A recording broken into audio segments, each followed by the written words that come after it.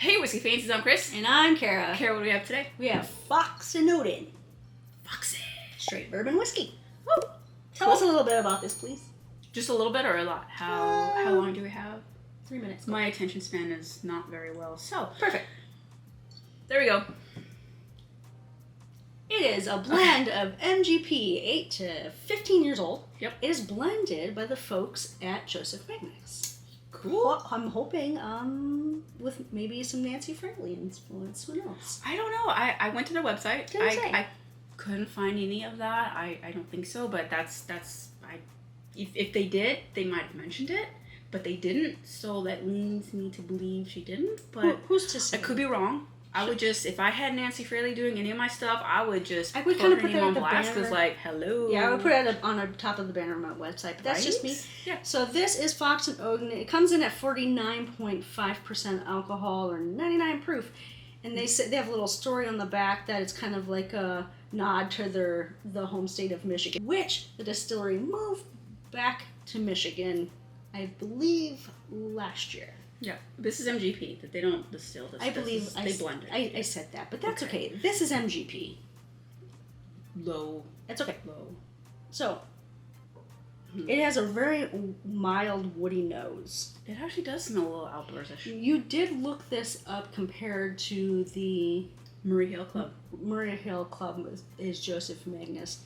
That is also a blend of MGP.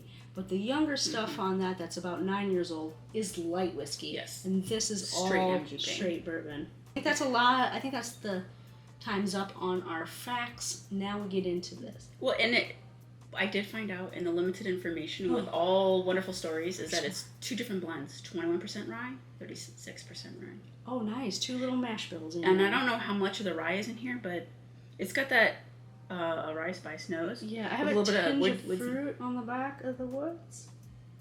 No. No? Okay. I'm just like outdoors. Almost with a slight butterscotch hard candy. Yep, I got that. It's a little sharp on the nose for me sometimes. I know it's only 99%. But it's a strong... No, 99 proof. 99 proof. I always like to mess those up. I really like the I'm ready to get bottle. Go for it. up on 99%. That'll kill all of us. Okay, I really love the ornate bottle label. It's really pretty. It looks like an old hunting lodge type of label. I'm going in. Okay. I remember liking this. And I remember why. Clearly we've sampled it out a bit, and maybe I've done a live stream or two where I've pulled it not knowing what I was pulling and drinking, enjoyed the shit out of it, but oops. So I get a interesting note on the mid to back end. I think it's good. It's lighter though. We came off of a very woody pour right before this, and I think that's caused this to be a little thinner than I remember. It is thin, and it has a little bit of dustiness on it to me, where I think where my gripe was when I remember first trying this, I was like, why is it only 99 proof, right? But I get it, because I think if it was a little bit higher, we might not like it. It might be too...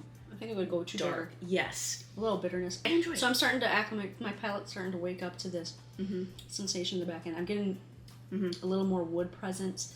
Not aged wood. Just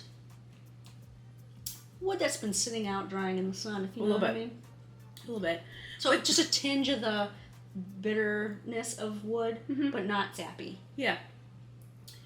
I like it. I tend to want to pull for it more, but I think what holds me back is because as much as I love this, I don't know if I would buy it again. And only because. What's the MSRP? I got it for $85. I think MSRP is $80 or maybe $85, but now I saw some that were $89.99. Okay. They are harder to find. Okay. They're much harder to find than just the regular expressions. The regular ones are just sitting on the shelf. Oh, she's going. Do you want to compare this real quick to the Murray Hill, or is that proof way too high? Oh, that will not. No, they won't play side by side very well. I don't think. Okay, because of the light whiskey in there. That one does. You don't pay too much attention to it while you're drinking it, but against this, because it's a little bit darker, I think that one it'll make that a little bit more sweet. I have a feeling that's gonna make it more sweet. That sounds good. I think what's a good comparison for this is WB Saffel. I like this without the turkey funk. I like the turkey funk though. I love WB Saffel, but you have to figure those little 375 bottles are $50. Yeah. So by the time you buy two, it's $100. This is only $10 cheaper, and I like that one better. I like that one better too. But there's something about that Saffel that just is more well-rounded to me than this. And that's why you wouldn't probably replace this. I would probably go for the Saffel. But I really do like this, and I would recommend somebody who's into the older MGP blends to try it or get it, because you might actually like it, because the rye spice does stick out. It does. But it's very it's not offensive. It's nondescript kind of spiciness. No, it's not offensive. You can just keep pouring this and drinking it, and you will not have a problem until you drink the whole bottle. But this is, I like it. I could see a lot of people might not because of the price. But when you're buying some of the other Joseph Magnus, you gotta kind of think about it. It's sort of the same-ish. Because it's the same price point, a little bit. I'm undecided because of that price.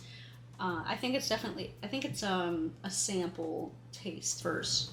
Like absolutely. If you can get a taste of it first, just because some people have an issue with low proof bourbon. Mm-hmm. I don't have an issue with that. Mm-hmm.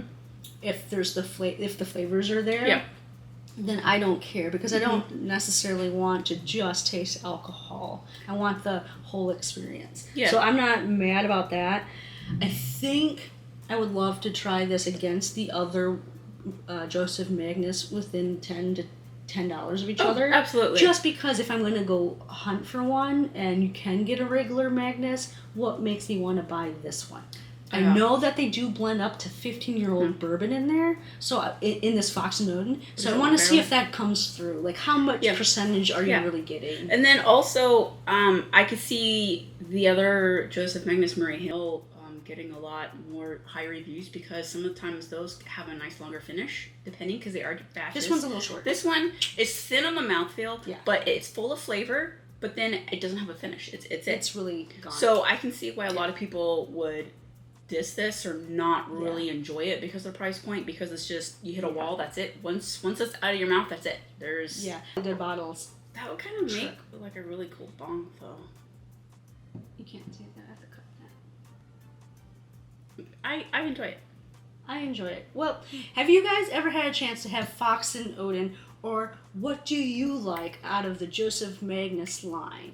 Besides the cigar batch. Everybody knows cigar batch is a hitter. Yeah. So give us a comment below, and while you're down there, hit that thumbs up. It really helps the channel. And if you like what we are doing, subscribe to the channel and turn on those notifications so you can join us in our next video. Well, I don't know about you, but I fancy this whiskey. Yeah. Cheers.